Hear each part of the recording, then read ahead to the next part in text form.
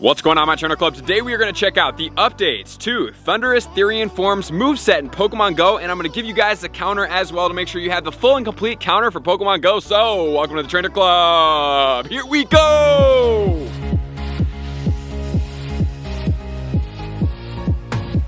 Welcome back, everybody. Let me know in the comments below. Are you guys excited about the Thundurus Therian Forme in Pokemon Go? Obviously, I did already put out a counter guide. So today what we're gonna do, because we did get a push in an update to the moveset. So there are a few things that have changed. However, for the most part, it hasn't really had too much of an effect. But a fighting move got replaced with a more powerful fighting move. So it is gonna pose a little bit more of a problem, but generally speaking, the counters are still what the counters are going to be. So we're gonna go over the updates to the moveset. Then I'm going to talk about which Pokemon are going to be suited for what movesets. And then I'm going to drop the remainder of the counter guide so you guys don't have to reference back and forth between two videos, because I already did talk about the counters. They are all relatively the same, but I want to make sure you guys have the moveset as well. And then we'll go into the 100% IVs and everything like that. So, the new movesets are going to be for the Therian Forme Thundurus, and we'll also talk about the PvP situation for it as well. It is going to have Bite for a quick move, and Volt Switch. So Volt Switch is going to be a stronger hitting move, but most of the Pokemon are either neutral, or if we have ground combinations such as Rhyperior, they are going to be resistant to the electric. So that is not really a big case. However, we did talk about how there was going to be Mewtwo in there. Mewtwo with Bite is going to be a kind of no-go at this point. Even though it's still just a quick move, Bite is going to chew down all the Psychics. Additionally speaking, when we're talking about Gengar, it is going to chew down Gengar as well. So generally speaking, I would remove Mega Gengar as well as Mewtwo in general when it does have Bite. It's going to really save you guys some time, and it's not going to take down those Pokemon as fast, but generally speaking, it is only a quick move, so you can still do that. And then it's going to change to 4 charge moves. These 4 charge moves, number 1 is going to have Poison, which is going to be Sludge Wave. The positive thing here is that both Rock and Ground resist it 1 time. So something like a Rhyperior is going to have a double resistant to the poison. So being that Sludge Wave is now put in there, neither of these counters are really going to be affected. And then Ice is only going to be resistant against Ice. So with something like a Mamoswine, combining the ground and the ice, it's going to have a single resistance to the poison. So in that terms, as far as the new charge moves of Sludge Wave being added in, there's not really too much that we need to do about it. And then there's going to be Thunder and Thunderbolt. Both are going to be electric moves. We already know how to handle that. Rock is going to be neutral to that move. And then we have the ground, which is going to be double resistant to that move. So that still sits in the same exact position. And then finally, we used to have Brick Break, which we thought was going to be the same moveset, but they have changed it. So Brick Break was going to be the 3-bar charge move. Now it's changing into the 1-bar charge move of Focus Blast. So generally speaking, this is an okay change because it's not going to be as spammy. However, if you do not dodge that move, whatever Pokemon you're going to be using, because Ice and Rock are both going to be weak to fighting, Focus Blast being very, very strong, will one-hit KO that Pokemon. So I would say to just dodge that specific special if it does have Focus Blast. So that's really only one specific Pokemon's charge move that's going to come in there, and that's going to do a lot of damage. So Focus Blast, yes, it does a lot of damage. That is going to take place over the Brick Break.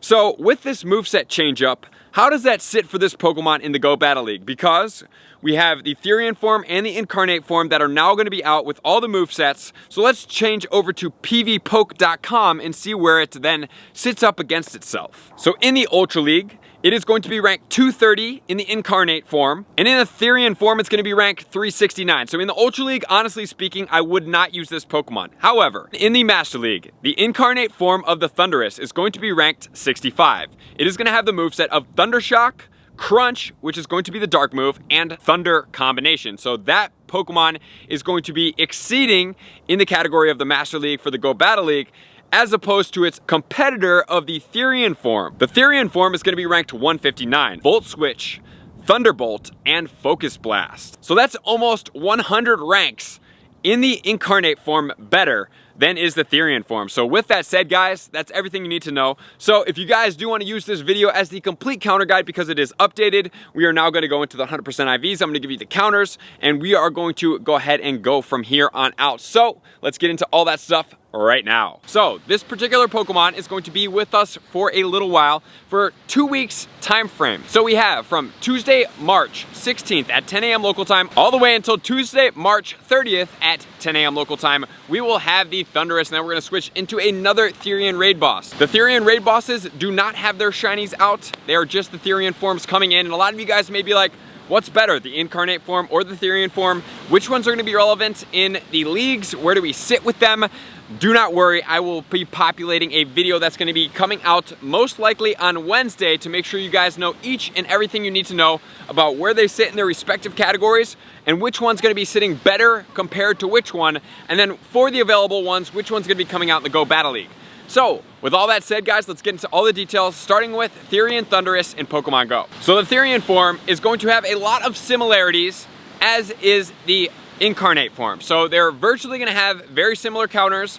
There's going to be different in the IV spreads. So this Pokemon is going to be a flying as well as a electric type Pokemon. It's going to have a max CP at 4137. It's going to have an attack value at 295, a defense at 161, and a stamina at 188. With it being an electric and flying type Pokemon, it's going to yield 2 weaknesses, which are going to be rock as well as ice. And as far as the weaknesses go, it's going to have 6, which are going to be bug, fighting, flying, grass, ground, and steel. So obviously those are the Pokemon not to use, and those 2 Pokemon are going to populate our party. And then as far as the 100% IV, so at level 20, normal condition, every condition but 2 conditions, it's going to be 2091. And then boosted in those 2 conditions, which is going to be windy weather as well as rainy weather for the electric and the flying type combination. 100% IV at level 25 is going to be 2614. And then according to Pokebladder, it is going to take us 1.9 trainers to take down this Pokemon. So it is going to be a duoable Pokemon, but in preferential, I would say that you guys would start with 4 and then make your way down to 3 and then 2. Or make your way up if you are a lower level player, or you're a higher level player with lower level counters, because that is what really makes the difference. It's where your counter sits as far as levels go. So with all that said, now let's move into the counters, starting off with the shadows as always, and then we'll get into the non-shadows. So the shadows are going to make up the top 1 and 2 spot as far as the counters go. So number 1 is going to be Shadow Mamoswine. That thing is a beast. I highly suggest you guys hunt after that Pokemon. It is going to usually come through a ground type Pokemon. The moveset is going to be Powder Snow and Avalanche combination, 17 deaths, 480 seconds. And then in spot number 2, we do have Weavile. The one thing about Weavile, it is going to be double weak to fighting, so do be careful there. This one's going to have 29 deaths, 515 seconds to take it down, and the moveset combination is going to be Ice, Shard, and Avalanche combination. And then in counter spot number 4, we have Smackdown, Stone Edge on the Shadow Tyranitar. But with all that said, now let's move into the non-shadow counters, because not everybody has maxed out shadows, even though, as I've been talking about them quite frequently, you guys do see them come up quite frequently. We have the Shadow Mamoswine, which has now made itself into a top ice attacker. Shadow Tyranitar is always populating the parties. Shadow Machamp is a very good one as well. And Shadow Metagross, as well as some of the Shadow Bagon and Dratini Dragonite are great ones to have as well. So trying to get those as much as possible is definitely going to increase your gameplay, which is then going to take us into the non-shadow forms. This one, number 1, is going to be the Rampardos. Rampardos moveset is going to be Smackdown Rock Slide combination, 516 seconds to take down with 30 deaths. This Pokemon is glassy, but it's very strong, which then is going to lead us into counter number 2. Counter number 2 is going to be Rhyperior. Must have the Rock Wrecker Comday move with the Smackdown combination. This Pokemon is going to be a ground and a rock type combination, so it is going to be very resistant to the electric. All the rock Pokemon are going to be weak to fighting, not resistant to electric. Anything combined with ground, such as the Mamoswine, will have a double weakness to the electric unless I otherwise tell you so. In counter number 3, we have a Mega Abomasnow with Powder Snow and Weather Ball combination in the ice form. Obviously, that's the only one that Pokemon can get. That Pokemon is going to boost all of our ice type counters, so that is definitely something good to use when we are going in with this Pokemon, even though the rock Pokemon are making up the number 1 spots, except for the Shadow Mamoswine. And then we have the Galarian Darmanitan. Ice Fang, Avalanche combination. Not really the biggest fan of this Pokemon. I have maxed one out, as I did tell you guys. It's pretty glassy. Shadow Weavile, I'm also not the biggest fan of. It is slightly glassy as well, and it's going to take a lot of Stardust to power it up. And since the Mamoswine is now the premier ice type attacker right now, I would definitely say to utilize that Pokemon over the Shadow Weavile. And then we have the Terrakion coming in next with Smackdown and Rock Slide combination. And then followed by the regular Mamoswine with Powder Snow and Avalanche combination. And then in the next spot, we have the Landorus Therian Forme.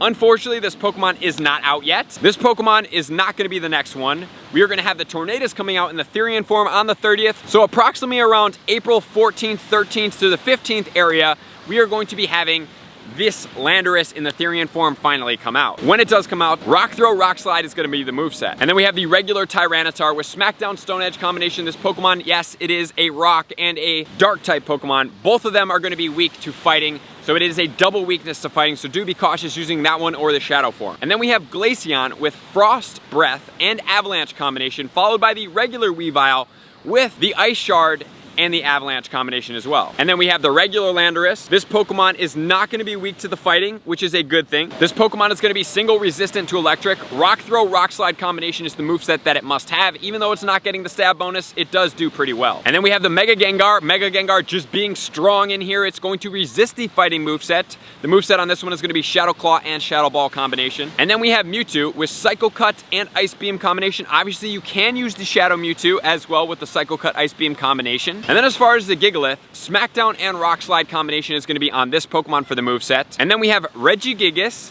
with the Hidden Power in the Rock form and Giga Impact, followed by the Mega Ampharos. So if you guys do want to pause and check out any of the other Pokemon, please do so here for some of the budget counters. You don't really necessarily need them. I really want you guys to stay towards the top, but if you don't or can't, then definitely start to go down on the list and check them out here. So with all that said, guys, now let's start getting into the weather conditions. So as far as the weather conditions, sunny weather is not going to have an effect on this Pokemon. As far as the partly cloudy, it is going to have an effect. It's going to boost all of our rock type counters, so that's going to be really beneficial for us for taking this Pokemon down faster in the partly cloudy weather. Then next, we do have the rainy weather. Rainy weather is going to boost the Thundurus all the way to level 25. It's going to boost all of its electric type moves as well, so that's definitely a thing. And then we're going to move into the snowy weather. Snowy weather is going to boost all of our ice type counters. So under snowy weather, this is another great time for us to especially use the Shadow Mamoswine, even though it's going to be good regardless. And then we're going to move into the foggy weather. It will boost the Gengar, also not really the most relevant Pokemon either because it's just strong. And then finally, we do have the windy weather. Windy weather will boost the Thundurus all the way to level 25, but it does not get a flying move, so it will not boost it as well. So as far as the counters and how I would set up your party, what I would suggest doing, guys, is going in with Mamoswines. I really like the Mamoswines because they are resistant, right? So that is a very good thing. You could also use a Mewtwo in the Shadow form if you do so choose. The Pokemon I would probably steer away from is going to be the Shadow Weavile. Not really the biggest fan of that Pokemon. It's double weak, but beyond that, guys, just use your counters. Take it down as fast as possible. Go in with bigger parties to mitigate the amount of Pokemon that are dying out, and then you can always take down the Pokemon faster, do a lot more raids. So 2 weeks with this Pokemon. Definitely check the video coming out. I believe that it's going to be on Wednesday. And don't forget, trainerclub.shop is going to be where you can get the new merchandise. All right, guys, that's going to do it. As you have seen, the background has changed. I am back in Oregon for 2 weeks before I make my way down to Southern California. So I just want to say, as always, I appreciate you guys for being here. All my likers, commenters, subscribers, Patreon members, everybody takes their support, subscription, and participation to the next level. I'm going to see you guys out on the next video. Peace. I want to take this time to thank everybody who supports me in every facet. It means the world to me, and an extra special thank you to all my Patreons. I greatly appreciate the extra support to continue to allow me to pursue Pokemon Go full time, allowing me to create my daily video uploads in the most timely fashion for everyone's benefit. Plus, I get the amazing experience of sharing my creative processes behind the scenes and raiding all around the globe with select upper tiers. Thank you everybody for being a part of the Trainer Club. You all mean the absolute world to me, and I will see you guys out on the next video.